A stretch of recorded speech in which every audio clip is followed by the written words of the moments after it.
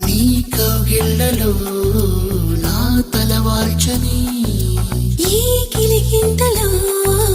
ఈ పులకించని నాకు తోడు కావాలి అంటూ ఎప్పుడూ ఎందుకు కనిపించ